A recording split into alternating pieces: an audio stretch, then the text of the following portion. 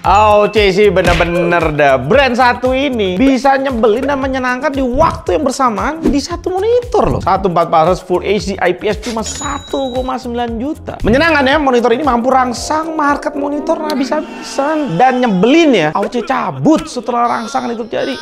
Nggak seperti sponsor kita hari ini yang selalu setia mau nyenengin lu pada. Nevox Feeling Pod Kit. Pod yang bentuknya persegi yang enak banget dipegang dan pas banget di genggaman. Baterai 1000 mAh, casnya via USB-C, nggak dikasih kabel di sini, tapi dia klaim boleh pakai chargeran dari handphone. Podsnya akan tetap aman. Pas beli udah langsung dapat 2 coil yang 0,6 ohm dan 1 ohm, bonus lanyard, dan warnanya ada sampai 5, bisa lu pilih. 3 level pembakaran yang bisa diatur-atur, pengaturan airflow tinggal putar cartridge, bahan mulutnya TPE skin friendly, smooth di mulut. Linknya di deskripsi.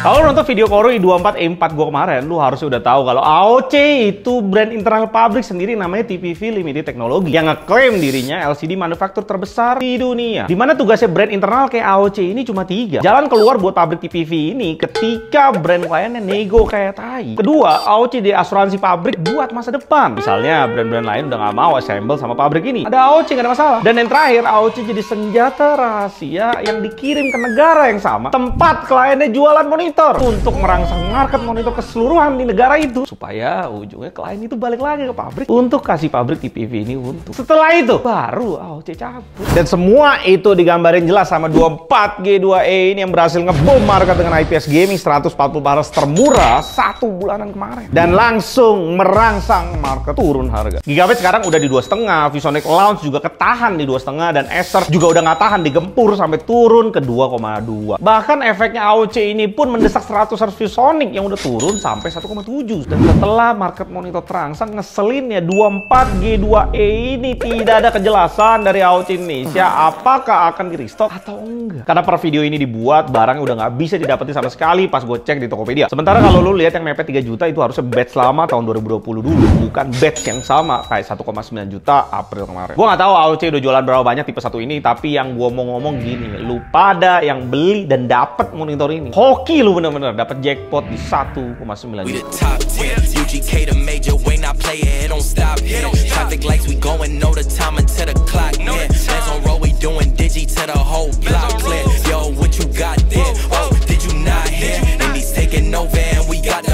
Respon time di mode defaultnya sih biasa aja.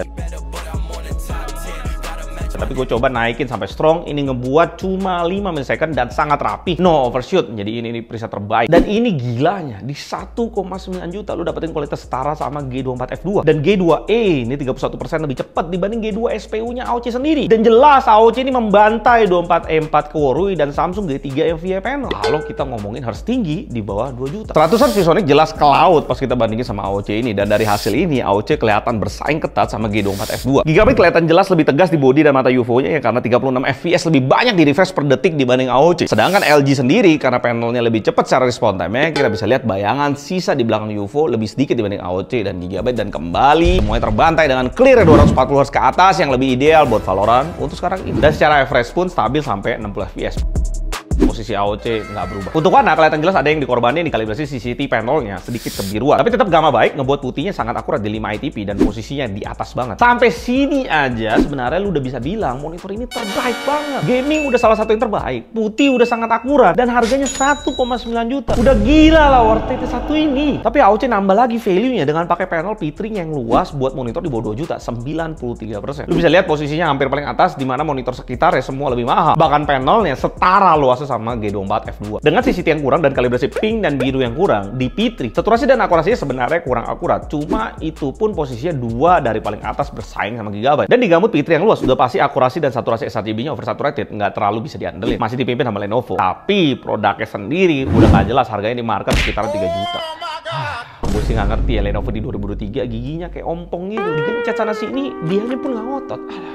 Nggak sangkanya di 1,9 juta AOC masih kasih preset sRGB yang bekerja dengan baik, ngelimit gamutnya di sRGB. Sayangnya karena CCTV dan gamanya ngaco di preset ini, akurasi nggak terlalu bisa diandelin di 10, masih kalah dibanding F2. Dan posisi ini masih dipimpin sama Lenovo. Dan yang bikin preset ini nggak menarik sudah jelas, tentu brightness di lock di 300 nit dan tidak bisa dirubah. Ini penyakit hampir di semua AOC. Dan kalau lu pakai di 300 nit pasti lu juga keterangan. Dan full kalibrasi pakai Kalman, preset sRGB ini bisa gue maksimalin sampai 2. Dan ini optimal setting yang kalian bisa pakai, targetnya ke 200 200 nit. Dan full kalibrasi bisa ngebuat preset warm ya, punya akurasi P3 di 4. Dan untuk video ini gue mesti minta maaf nih sama kalian, karena setelah gue semedi sama program Kalman ini selama seminggu untuk pelajarin elemen yang lebih detail satu persatu lagi, gue baru tahu kalau selama ini hasil kalibrasi yang gue show ke kalian itu salah. Ingat ya, hasil gambar kalibrasinya salah, tapi semua isi profile yang gue bagiin ke kalian selama ini di deskripsi itu udah bener isinya sesuai standar kalibrasi masing-masing. Biar lo lebih ngerti, gue kasih contoh. Ini hasil kalibrasi P3 yang salah yang selama ini gue show di semua video. Ya dimana isi profile dari Kalman sebenarnya bisa push monitor 24G2A ini sampai segila 2,25 ITP untuk di P3 di metode yang baru gue temuin. Dan untuk preset sRGB, di sRGB ini gue bisa push warnanya super akurat dengan full kalibrasi di 1,9. Yang menariknya nih gini, preset sRGB AOC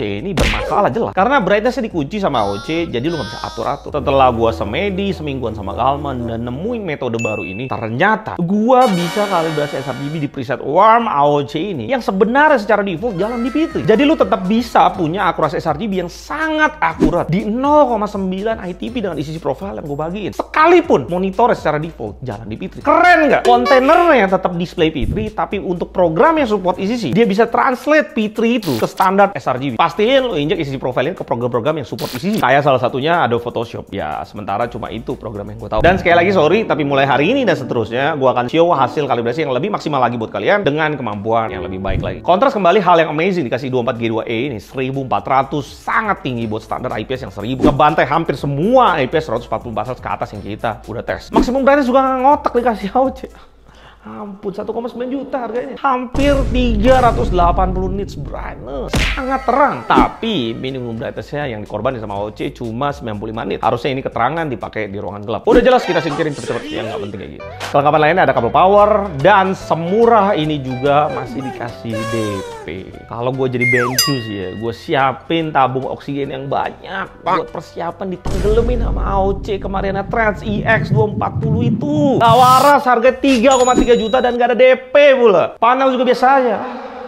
Gue gak ngerti lah BenQ mikirin apa. Dan kembali ngomongin waras, orang waras mana yang bisa komplain sama kekurangan yang dikasih AOC ini ketika harganya cuma 1,9 juta kemarin itu. Gila. AOC juga garansinya 3 tahun full mengcover breakout panelnya. Dan kalau gue boleh simpulin semuanya tentang 24G2A ini, yang pertama preset sRGB masih dikasih walaupun kelihatannya agak kurang niat. Ya sangat maklum lah ya, budgetnya udah habis buat perang harga. Berikutnya gamutnya punya P3 yang luas, bagus untuk gaming, warnanya satu red di mata, kayak warnanya agak keluar gitu. Dan yang paling penting 5 millisecond di panel IPS tanpa ghosting. Jelas ini membantai 24E4 dan Samsung VEG3. Tapi tetap yang ngeselinnya itu lagi. AOC cabut setelah merangsang market. Gue sampai hari ini nggak dapat update yang jelas dari AOC Indonesia kapan tipe 1 ini akan restock. Kemungkinan besar sih nggak terjadi dan gue jadi sangat yakin kalau AOC nggak restock tipe 1 ini lagi karena tiba-tiba Asus telepon gue kalau dia mau masukin 144 IPS murah di Juni nanti. Speknya sama kayak AOC ini di kode VY249HGE model 2023. Gue nggak tahu harganya berapa, tapi murah definisinya itu beda ya di Asus sama di AOC. Kocak sih kata gua.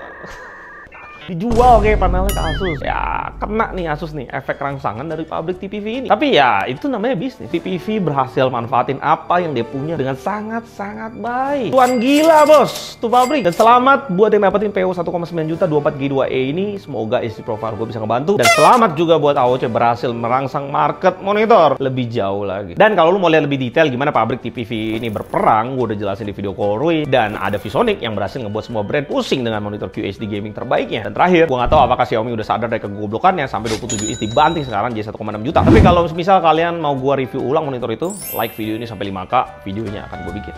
Gue Elun Rajidiyadi, sampai jumpa.